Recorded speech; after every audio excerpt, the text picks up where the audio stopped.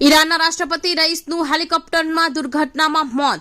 ઈરાનના રાષ્ટ્રપતિ ઇબ્રાહિમ રઈસનું હેલિકોપ્ટર ક્રેશમાં નિધન થયું છે.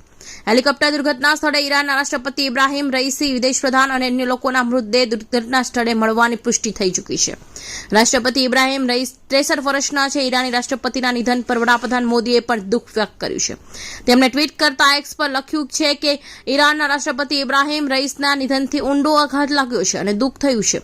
ભારત ઈરાન દ્વિપક્ષી સંબંધોને મજબૂત કરવામાં તેમના યોગદાન હંમેશા યાદ રાખવામાં આવશે.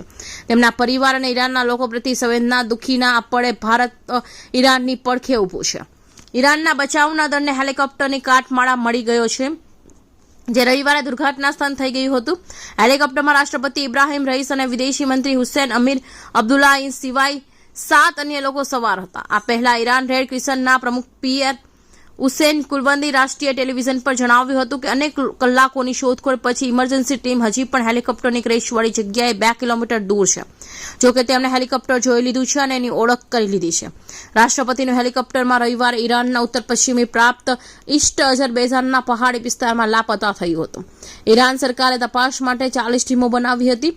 ઈરાનમાં સુપ્રીમ લીડર ખોમીનીએ ઇમરજન્સી બેઠક બોલાવી હતી અને રિવોલ્યુશનની ગાર્ડન એલર્ટ રાખ્યા હતા. બેલ 212 હેલિકોપ્ટરમાં ઈરાનના રાષ્ટ્રપતિ સવાર હતા અને હેલિકોપ્ટરમાં અમેરિકામાં બનેલું જ હતું.